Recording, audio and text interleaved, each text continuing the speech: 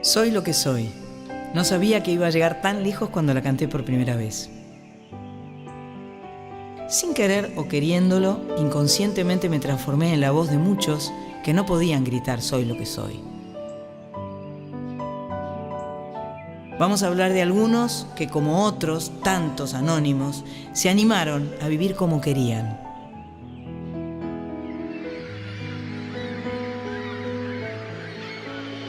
Se animaron a vivir de su pasión y rompieron los moldes en su carrera y en su vida.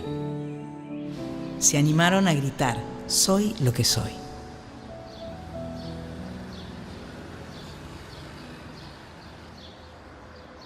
Alejandra Pizarnik nunca se sintió parte de este mundo. Para ella el poeta tenía que ser el más extranjero de todos los hombres sobre la tierra. A ella lo único que le importaba era la palabra. Su mundo era la poesía y allí se refugió hasta que sintió que no había escondite posible, que la palabra no podía salvarla. A pesar de su vida corta, se las ingenió para marcar una huella profunda en la cultura argentina. Transgresora, siempre rompiendo los moldes, se convirtió en una leyenda y su mito se agigantó tras su final trágico. Alejandra Pizarnik fue mucho más que eso. Alejandra fue una mujer única que hizo las cosas a su manera. Una mujer que llevó todos sus pesares y sus alegrías al terreno de la literatura, ¿no? Era una poeta muy original y era una enamorada de las palabras, por supuesto. Se la puede imitar, se la ha plagiado, pero lo que no se puede copiar es su voz, porque tiene una voz muy de tinieblas y muy al mismo tiempo muy convincente. Hay algo que yo siempre cito, que es cuando ella dice hacer con mi cuerpo el cuerpo del poema. Es decir, yo lo he sentido y lo he planteado desde que empecé a estudiarla, que es como el poeta maldito argentino.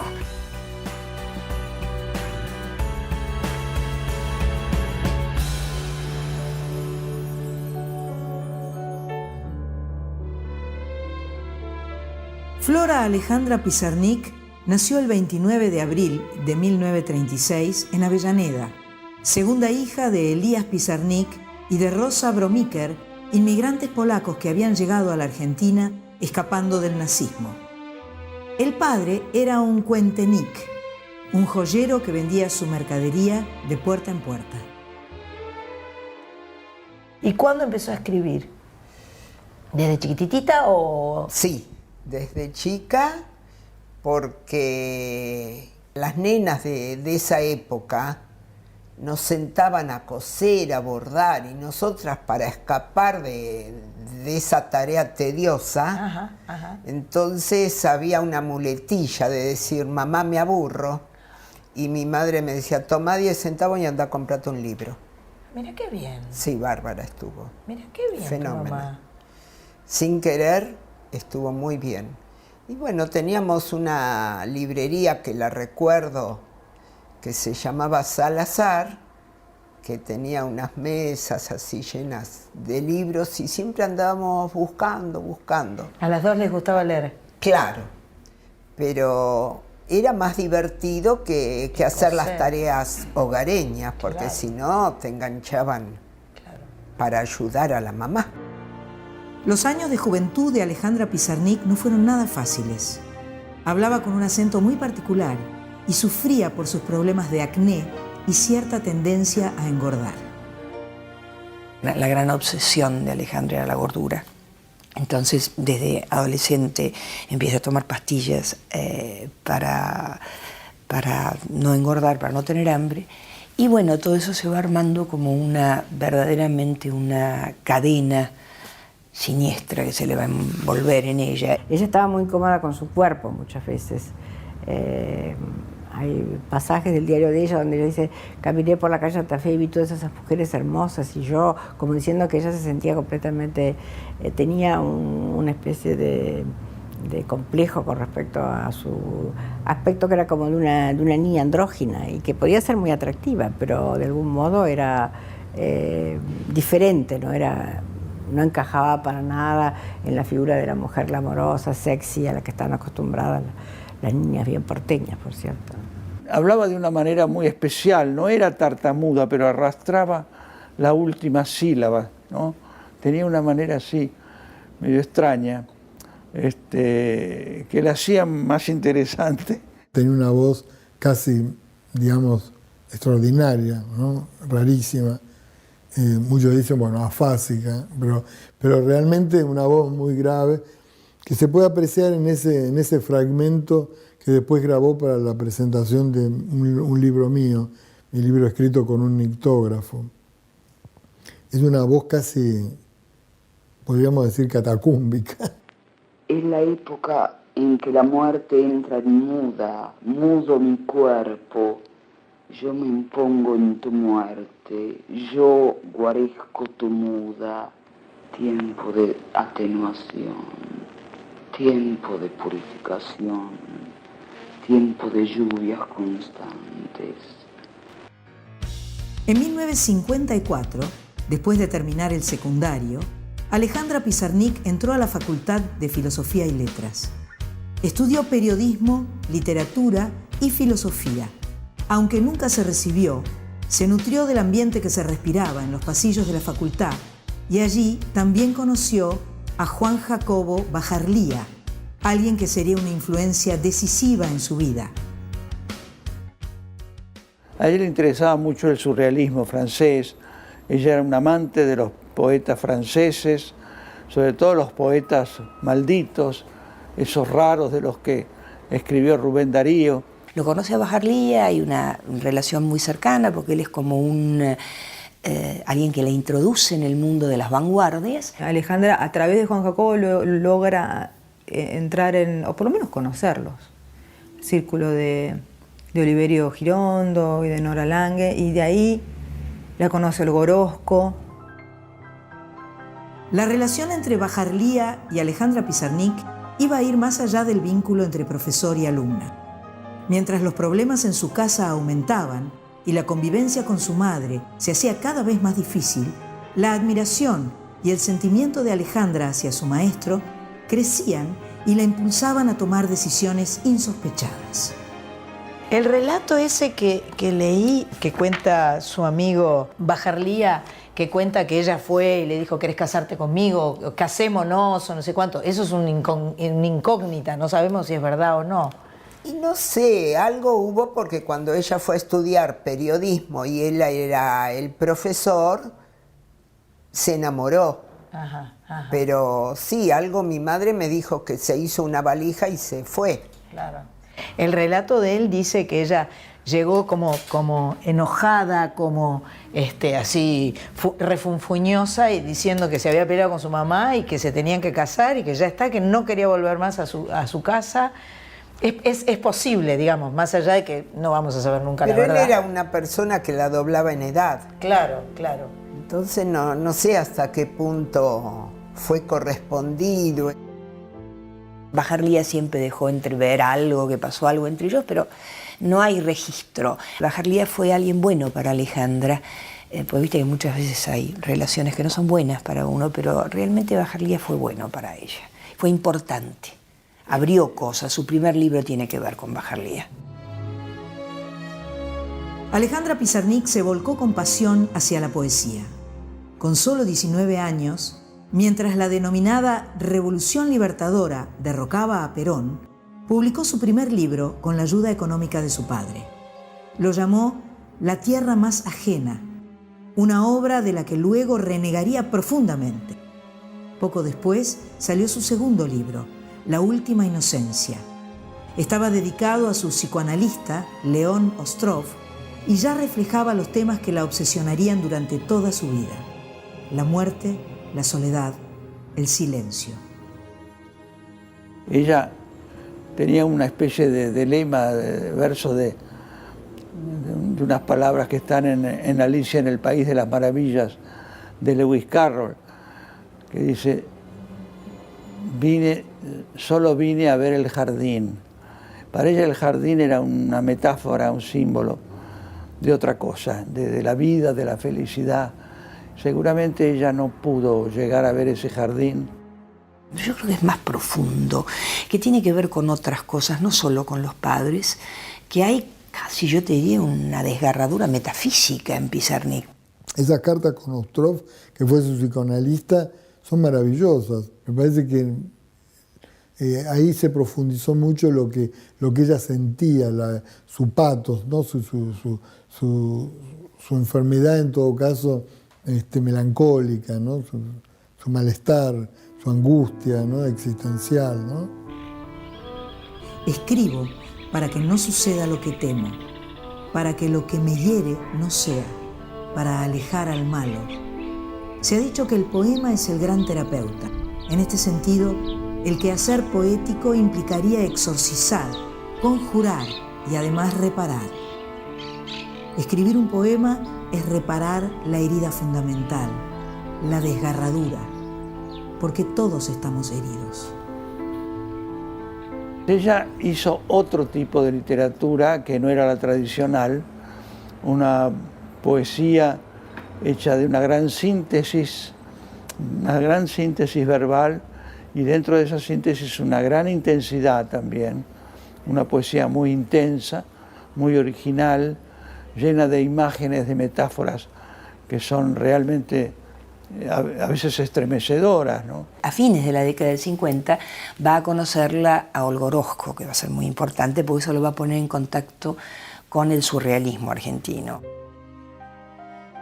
Incómoda en su casa y disconforme con el transcurrir de su vida cotidiana en Avellaneda, Alejandra Pizarnik decidió viajar a París. Dijo: heredé de mis antepasados las ansias de huir.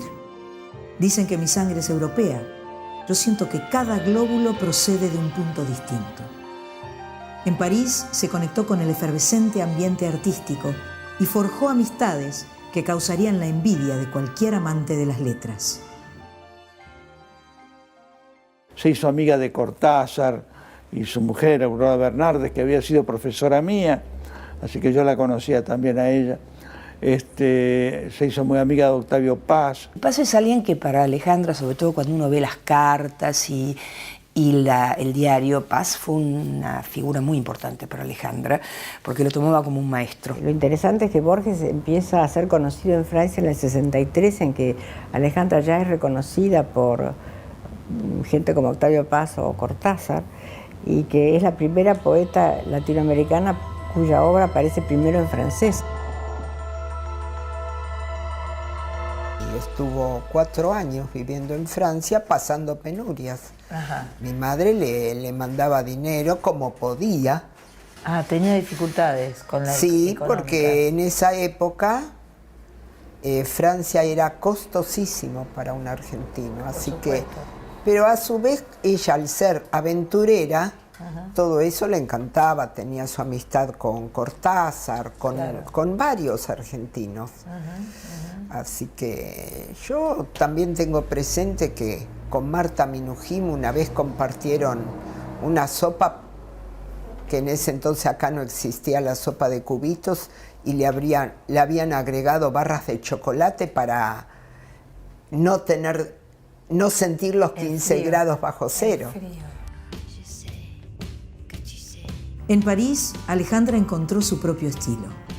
Además, se animó a lo que nunca antes había hecho: trabajar. Obligada por las circunstancias, la eterna niña salía de su mundo y, al menos por un rato, entraba en contacto con la realidad. Era una poeta auténtica. Tuvo siempre el problema económico porque ella quería trabajar, pero no sabía trabajar. No le gustaba, por supuesto. En París vivió duramente, en fin, consiguió por fin un trabajo. Germán Arciniegas le dio un trabajo de correctora de pruebas en la revista de los Cuadernos para la Libertad de la Cultura, y gracias a eso vivió. Pero un trabajo administrativo que ella odiaba, me lo dice en una carta, ella odiaba ese trabajo y odiaba todo lo que fuera material, utilitario,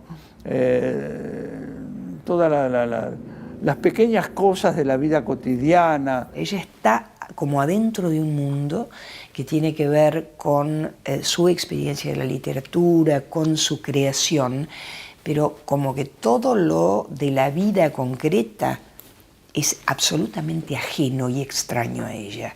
Desde ese punto de vista es una especie de gran inútil. No sabía manejarse, no sabía cocinar, no sabía dónde comprar zapatos, no sabía ir al banco, en fin, era una invalidez total. Y eso a uno le causaba un poco de gracia y al mismo tiempo a uno lo exasperaba, porque uno tenía que ser enfermero, ayudante, secretario, alrededor de ella todo el tiempo. Y esto pasaba cuando ella era adulta, no era una niñita, ¿no es cierto? Pero cuando ella dice yo no soy de este mundo, es verdad, ella no es de este mundo. Alejandra Pizarnik había logrado cruzar los límites, había logrado salir de su Avellaneda natal y se había desenvuelto con éxito en París, la gran capital cultural del planeta. Sin embargo, cuando volvió a la Argentina, su mundo seguiría limitado a su poesía. A ella lo único que le importaba era la palabra. Vivía para la poesía y por la poesía estaba dispuesta a morir.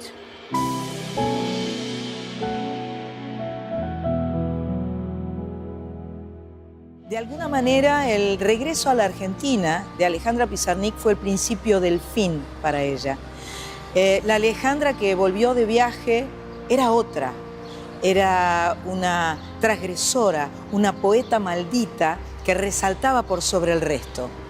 Tras publicar todo lo que había escrito en París, su pluma fue mutando hacia un rumbo que nunca la llegaría a conformar del todo.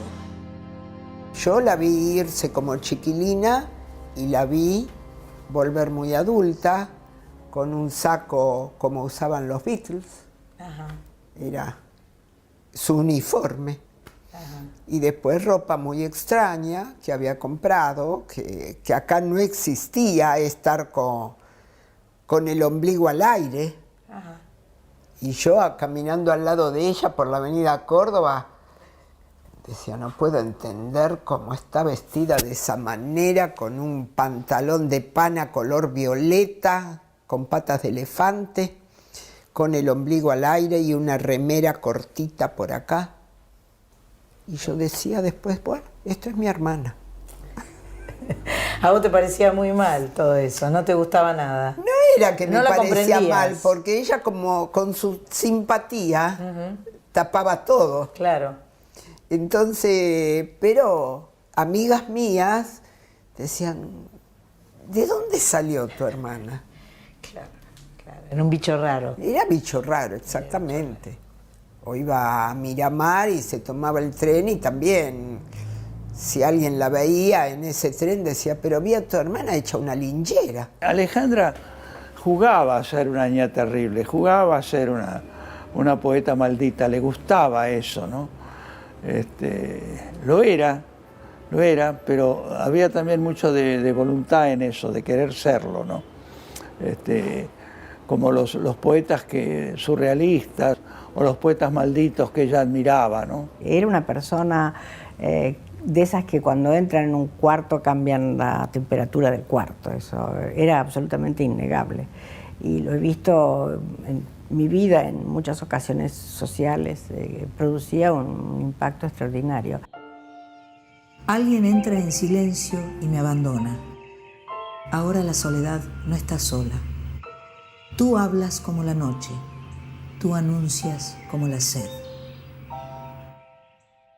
La publicación de su libro Los trabajos y las noches llenó a Alejandra de premios y reconocimiento. En 1968 ganó la prestigiosa beca Guggenheim. Aún afectada por la imprevista muerte de su padre un año antes, viajó a Nueva York y de allí siguió a París, donde esperaba revivir buenas épocas. Lo que encontró la desilusionó por completo. Y se encuentra con otro París, ya no es la bohemia, ya no está todo el mundo disponible y no se siente bien. Claro, es en el 68, pues están todos los movimientos estudiantiles, todo el movimiento estudiantil, mayo del 68. y se siente incómoda también en París. Cuando llega a París ya todo el mundo, cada uno está en su propia carrera y ya no tiene ella la resonancia que tenía. Y cuando viene acá, a pesar de que sigue teniendo su círculo de amigos, ya no es lo mismo, ya no hay esa... Se están cerrando las puertas. Ella volvió muy decepcionada y ya había cambiado. Alejandra ya no era la muchacha aquella que yo había conocido, había cambiado mucho. Ella tomaba ya muchas anfetaminas. En 1970 tuvo que ser internada de urgencia en el Hospital Pirovano, intoxicada de anfetaminas. Los médicos lograron salvarla, pero su vida comenzaba a pender de un hilo. La crítica no acompañaba a sus libros como antes, y ese mundo en el que siempre había podido refugiarse comenzaba a desvanecerse. Hay un momento en que ella también rompe con el lenguaje, destroza el lenguaje. Ella estaba como descubriendo un mundo, a pesar de que algunos escritores que vinieron de otros lugares y le dijeron, mira, esto no vale mucho, vale más la obra tuya de los poemas pequeños, y ella eso lo angustiaba muchísimo, eso sí que lo angustiaba mucho, ¿no? Las palabras ya no le servían para decir, ya no le eran útiles para decir lo que ella quería decir. En una carta a una amiga le dice, los poemas de Alejandra, la Alejandra de los poemas ya no existe. Esa ferocidad, esa pared con la que se encuentra, la reduce a un estado de angustia y de desesperación muy grave. Alejandra Pizarnik murió el 25 de septiembre de 1972, después de haber tomado 50 pastillas de un potente barbitúrico en su departamento porteño de la calle Montevideo. Tenía 36 años. En su pizarrón de trabajo, donde esbozaba y corregía sus poemas, podía leerse: criatura en plegaria, rabia contra la niebla, escrito en el crepúsculo, contra la opacidad. No quiero ir nada más que hasta el fondo. No podía creer que se hubiera suicidado. Nunca lo pude. Me costó muchísimo pensar que se había muerto Alejandra. Porque me parecía que ese humor iba a ser suficiente como para hacerla reaccionar y no matarse, ¿no? Pero evidentemente las pastillas que tomó, como dijo Aldo Pellegrini en el entierro de ella, era con que se hubiera tomado 4 ya se hubiera muerto. Tomó seconal sódico, ¿no? Y bueno. No sé si vos lo pensaste, lo viste o te diste cuenta de todo lo que ella sufría y de qué manera ella quería terminar con su vida. No sé si vos lo pudiste o lo sentiste, por ahí te diste cuenta y no digamos... No, pero hubo intentos que yo asistí. Ajá. Yo asistí, entonces le rogaba que no intentara de nuevo porque me dejaba una tarea inmensa a mí, de atenderla a mi madre. Claro, claro. Entonces, bueno, ella me prometía que no lo iba a volver a hacer, pero bueno. Era más fuerte que ella, indudablemente. Claro. Muy difícil. Difícil. Muy difícil.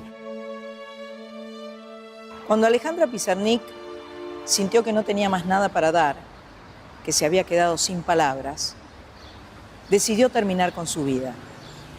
Su suicidio alimentó el mito de la poeta maldita, pero su final trágico no oscureció la contundente estatura de la obra de Pizarnik en la literatura argentina, dominada por los hombres.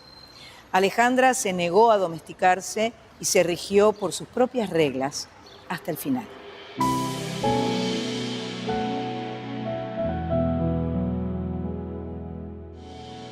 Alejandra Pizarnik había apostado todo a la literatura. Cuando a su casa de lenguaje se le voló el techo, se quedó desnuda, frágil a la vista de todos. Tras su suicidio y con la llegada de la dictadura militar, su obra quedó prácticamente oculta durante muchos años. Con el regreso de la democracia, se multiplicaron las ediciones póstumas de su obra, se rescataron poesías, correspondencia y se editó un diario personal del cual todavía no se conoce su totalidad. El mito de Alejandra ya existía en vida de ella. Ya había muchas chicas, poetas o no, por lo general poetas, que la imitaban. Y que la imitaban no solamente en su poesía, sino que la imitaban hasta en su forma de ser, de vestirse. Se convirtió en un ícono rápidamente. Ya en ese momento, además en los 70, ya incluso está como... ya tiene una pátina de muerte de rocker. La maldición del suicidio fue que la gente la tomó nada más que por ese lado, por esa beta trágica. Y se perdió toda la complejidad crítica, la agudeza, la intensidad, todo eso se perdió mucho, me parece a mí.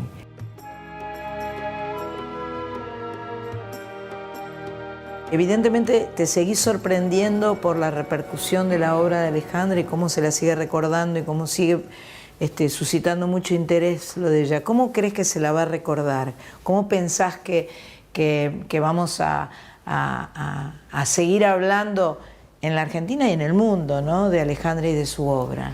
¿Qué te parece que van a decir? Que es una pionera, bueno, indudablemente es una vanguardista, ¿no? Claro.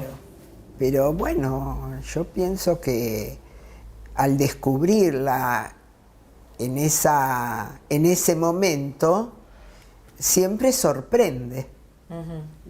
La vida, la obra de ella es sorprendente. Por lo menos para nosotros, así como familia, siempre nos llama la atención. O la primera vez que dieron una película y vimos una cola de toda una cuadra y dijimos, no, acá no debe de ser al lado. Entonces no imaginábamos de que podía tener semejante, no sé, porque todos la admiraron o la admiran. Alejandra estaba rodeada de amigos, pero también era una gran solitaria. Hasta sus últimos días invocó al amor, que le era esquivo, con estas bellas palabras. No importa si cuando llama el amor yo estoy muerta. Vendré, siempre vendré, si alguna vez llama el amor. No se le conocían novios ni vínculos sentimentales, o sea, ¿es como que le costaba o vos supiste que ella estaba enamorada y no lo pudo concretar? Esa parte de ella es la que está por ahí, es la que genera interrogantes, ¿no? Yo lo que recuerdo, que mi madre, al seguir viviendo con ella, ¿no?, con discusiones, entonces le decía, ay, ¿cuándo te vas a casar y dejarme de molestar? Claro. Y ella, mi madre, me contestó que un día le dijo, mira, mamá, yo estoy casada, pero con la poesía. Yo creo que ella tenía una gran libertad y en esa época ser bisexual era muy poco reconocible y reconocido. Es decir, que ella no era homosexual, ella era bisexual, que todos lo somos. Pero eso es un problema que todavía hoy estamos enfrentando. Y ella lo vivió con bastante naturalidad desde el principio. Creo que detestaba el encasillamiento. Hay una cosa, yo creo que es mucho más transgresora por eso, porque no quiere ser ni una cosa ni la otra. Hay algo como de alguien que es muy nómade en eso. De pronto tiene relaciones con hombres, de pronto con mujeres, sí, pero ella se niega a reconocerse, por más que le gusten las mujeres y todo, y las ame y todo lo demás, y hable de sus relaciones con mujeres, lesbiana no. Yo digo siempre que Alejandra, porque muchas veces me preguntan de su sexualidad, ¿no?, que es una cosa bastante habitual en estos tiempos, y yo digo que ella en realidad veía a la gente como esos alfabetos antiguos que están hechos con letras. Son un alfabeto de letras que quiere decir que están hechos con cuerpos. Bueno, yo creo que ella donde veía un cuerpo veía letras. Cosas que se movían como un alfabeto, como un abecedario, ¿no? Y yo creo que también puede haber influido en su suicidio un gran amor que ella tuvo al final con una muchacha que era poeta y crítica y que tuvo una beca para ir a Estados Unidos, y bueno, y se fue a Estados Unidos. Y la ausencia de esa chica a ella la perturbó mucho. En 1967, Alejandra conoce y se fascina con Silvina Ocampo, esposa de Adolfo Bioy Casares. Amor no correspondido, romance efímero, mutua admiración entre escritoras. Lo cierto es que Alejandra le declaró su amor en encendidas cartas. Le dijo en una de ellas: Silvín, mi vida, en el sentido literal. Le escribí a Adolfito para que nuestra amistad no se duerma. Me atreví a rogarle que te bese. Poco, 5 o 6 veces, de mi parte. Y creo que se dio cuenta de que te amo, sin fondo. A él lo amo, pero es distinto. Vos sabés, ¿no? Y con Silvina tenía un enganche especial, ¿no? Tenía como un... A mí me contaba que iba a comer a la casa ahí con Silvina y con el marido, pero otro tipo de cosas no. Conmigo era una persona, quizás con otros era otra. Es posible, claro, es lógico.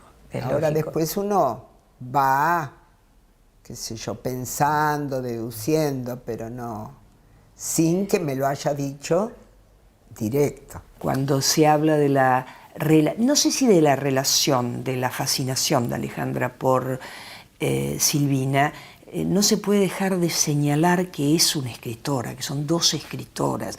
No es simplemente la relación de 2 mujeres, es de 2 escritoras, porque está toda la fascinación pasa por ahí. Mucho de eso podría haber transcurrido en su imaginación. Pero hay otros amigos como Fernando Noy que te dicen de ninguna manera ellas tenían un romance, estaban enamoradas, en fin.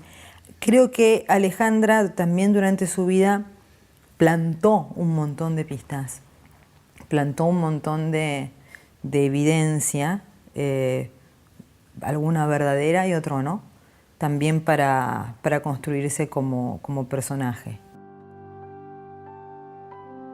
Tras su repentina muerte, Alejandra dejó un auténtico tesoro, su obra inédita, sus diarios, su alma en cuadernos y papelitos. Olga Orozco y Ana Becquiu pasaron meses en su departamento ordenando su legado. El golpe militar de 1976 y los años oscuros que se sucedieron los convirtieron en papeles que quemaban y fueron sacados del país.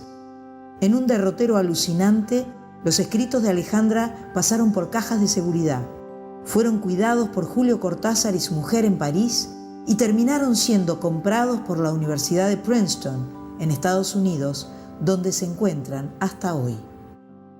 Mamá le dio permiso a Olga Orozco, a Aurora, la primer mujer de Cortázar, no, me parece que estaba en Francia. Y Ana Becquiu. Ana Becquiu y Olga estuvieron 2 años en el departamento de ella, juntando así, me imagino, obra inédita. Claro. Que si lo hubiéramos tenido mi madre y yo, hubiera sido un desastre porque lo hubiéramos... Claro, porque no hubieran sabido cómo qué hacer. Empezamos primero a regalar, que había muchos libros en francés. No sabíamos manejarnos. Y la verdad que tampoco sabíamos manejarnos de todo lo que ella hizo, que día a día era más asombroso. El camino de los escritos de Alejandra después de su muerte fue bastante azaroso. Yo decía que era como los antiguos textos sagrados de los náhuatl, ¿no? De los aztecas, porque realmente empezó a pasar algo como que iban de acá para allá, ¿no? Primero fueron amigas de ella y sacaron todos los escritos como para preservarlos, ¿no? Los sacaron y los mantuvieron en un lugar secreto, digamos, ¿no? Después de ahí pasó a la casa también de unos amigos, ¿no? Y estuvo ahí secreto. Esos amigos una vez tenían que salir de viaje y se los dieron a otros amigos. En primer lugar hubo una gran confusión y desaparecieron papeles de su departamento, porque la gente apareció en una situación medio tumultuosa y desaparecieron papeles importantes. Otros papeles fueron a parar a Olga Orozco, pero esos papeles, en esa época las cosas estaban muy pesadas. Olga era una persona en cierto sentido temerosa o quisquillosa y no quería tener esos papeles tan revulsivos o tan subversivos en su casa, entonces se los encargó a una persona que los llevaría a Europa para entregárselos a Cortázar. Bueno, ese trámite tuvo una cantidad de incidentes, pero al final Cortázar sí toma en sus manos muchos inéditos y el diario. Y cuando muere Cortázar, eso queda en manos de Aurora Bernardes, que era una de las esposas de Cortázar. Entonces Aurora Bernardes se encuentra con eso y bueno, se conecta con la familia, se conecta con la gente amiga de Alejandra y bueno, la familia después decide que eso se vaya a Princeton y indudablemente Cortázar y Aurora tuvieron durante años la obra inédita de Alejandra en los diarios y fue de una enorme importancia, porque además si no hubiera sido por ellos, es decir, ellos son los que la preservan. Con el regreso de la democracia, la obra de Pizarnik volvió a ver la luz.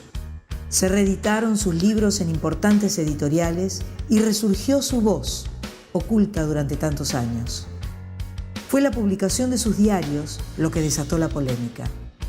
Varios especialistas dijeron que se habían censurado fragmentos, por ejemplo, los relacionados a su sexualidad. Alejandra, la poeta maldita, ya lejos de este mundo, seguía dando que hablar. Hay varios fragmentos del diario que no están incluidos en la edición que finalmente se publicó. Y la pregunta siempre termina siendo por qué se decidió omitir cierta parte de esos diarios. En esos fragmentos Alejandra expresa de una manera muy explícita cuestiones relacionadas con la sexualidad. La familia no quería, la hermana y los sobrinos no querían que apareciera todo lo vinculado con la sexualidad y tampoco referencias a gente que estuviera todavía viva. Ciertamente hay cortes y hay cortes que son más o menos explicables porque pueden, digamos, afectar la intimidad o la privacidad de cierta gente que no hay por qué estar difundiendo, y otros cortes que son un poco inexplicables, que son con respecto a opiniones literarias de Alejandra, etcétera, etcétera. Eso hay mucha discusión acerca de cómo se realizaron las ediciones. Alejandra Pizarnik, la primera mujer entre los poetas malditos, la dueña de una belleza andrógina y de una pluma certera, atravesó este mundo con el destello y la potencia de un rayo. Fue una transgresora, una mujer que rompió el molde en todos los sentidos posibles.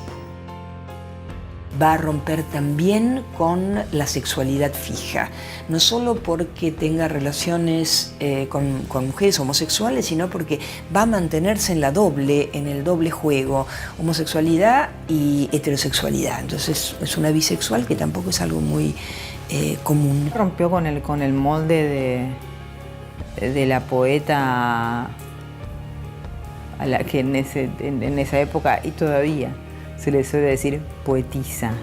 Es como por un lado como un diminutivo y por otro lado como un disciplinamiento, ¿no? Una chica correcta. Parece que no es nada correcta. Las lecturas de sus poemas son como meter los dedos en un enchufe, es decir, es algo, produce como una especie de electricidad negra y eso lo puede hacer solamente ella.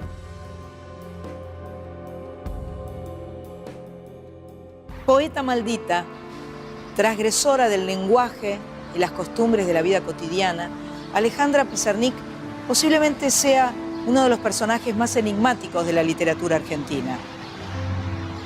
Cuando sintió que su don poético se desmoronaba, ya no hubo dónde seguir viviendo.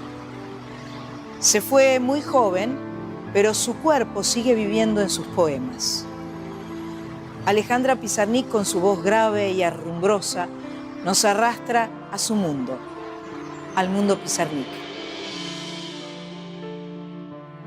Elegí esta canción para Alejandra Pizarnik porque pensé que sus años más felices fueron en Francia y esta canción de Fauré, que tiene una letra bellísima, un poema bellísimo, pensé que le iba a gustar un montón.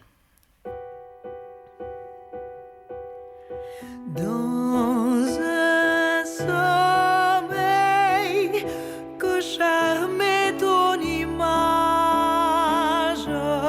je rêvais le bonheur, ardent mirage.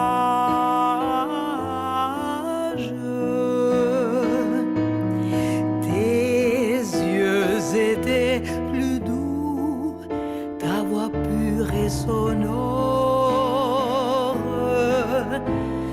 Tu rayonnais comme un ciel éclairé par l'aurore.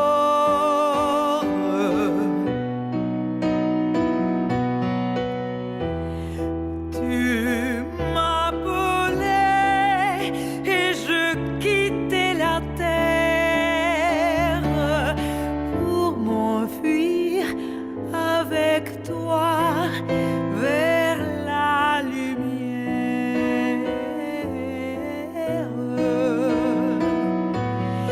Les cieux pour nous entr'ouvraient leurs nues, splendeurs inconnues, lueurs divines entrevues. Hélas, hélas, triste réveil des songes, je t'appelle aux nuits, rends-moi tes mensonges.